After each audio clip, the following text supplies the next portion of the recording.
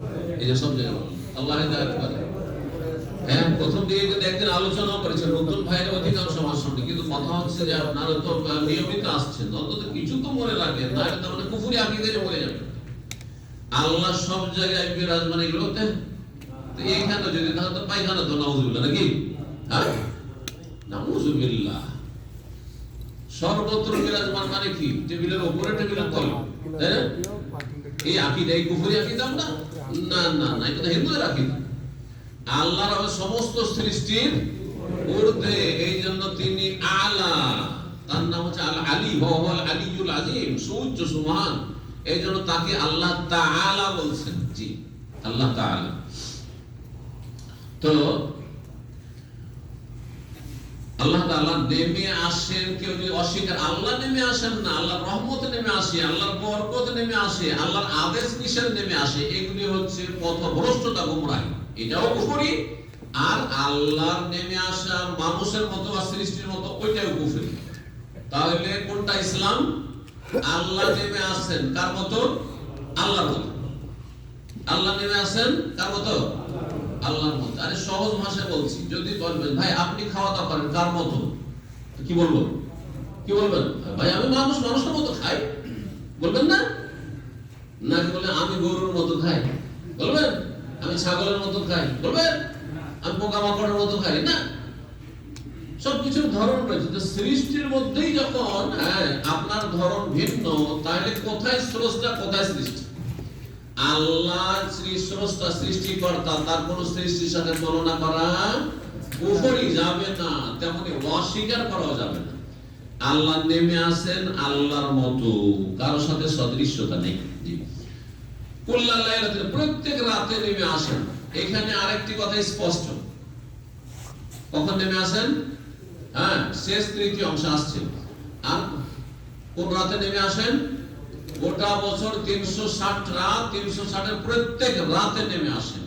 হ্যাঁ, তাহলে শুধু লাইলাতুল কদরে নেমে আসেন না, শুধু রমজানের রাতে নেমে আসেন না। এটা যেমন বুঝলেন, তেমন বেদাতীদের আরেকটি বিশ্বাস, ভ্রান্ত বিশ্বাস, যে আল্লাহ নেমে আসেন কিসে? শবে বরাত। শবে বরাত। তোমরা তো নামাই বিশ্বাস করো, বলছেন আল্লাহ নামে, আল্লাহর রহমত নামে। তাদের কথা কি সংঘর্ষ, গোমরাহি এগুলি। একদিন শুধু একটি রাতে আল্লাহ নেমে আসেন না, বরং প্রতি রাতে, কুল্লা লাইলাতিন। আপনারা জানেন সৌদি আরবে কুল্ল বুঝেই গেছেন, তাই না? বেতন দিতে গিয়ে আপনাকে বেতন হচ্ছে 2000, 1000 দিচ্ছে, বলছি আল্লাহ জিম কুল্লু। হ্যাঁ, এটা তো শিখতে হবে। কুল্ল না শিখলে তার বেতন ফুল পাচ্ছেন না আপনি, তাই না? গরজে আমি শিখিয়ে দিয়েছি। এর চাইতে বেশি গরজ ইসলাম শিখার করতে হবে। ইসলাম শিখার গরজ করলে সবাই আমার মতো করে ইসলাম শিখে নেবে। আমার মতো বড় আলেম না হয়ে মিলে যান, হ্যাঁ, কিন্তু অন্তত আপনি আপনার জন্য আপনি আলেম হয়ে যাবেন। আপনি জাহিল আর থাকবেন না, আপনি যে অল্প কিছু জানছেন নামতে হবে, গরজ করতে হবে। আমি যখন দামামে প্রথম আসি 27 বছর আগে, কম্পিউটার অন করতে জানতাম না, অফ করতেও জানতাম না।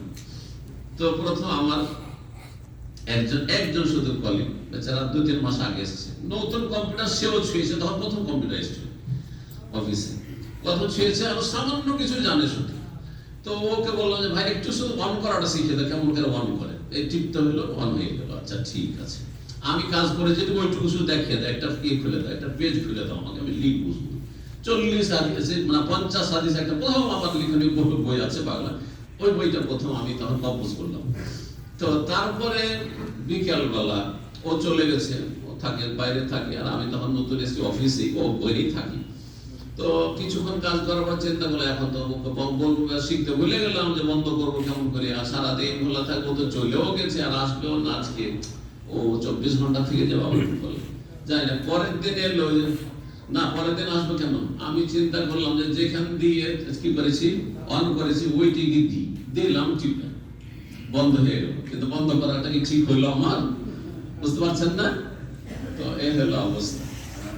তো কথা হচ্ছে যে মানুষ দুনিয়ার গরজে সবই শিখছে, ওর চাইতে বেশি গরজ করতে হবে দিনকে। আল্লাহ যেন আপনাদের আমাদের সকলকে তৌফিক দান করেন।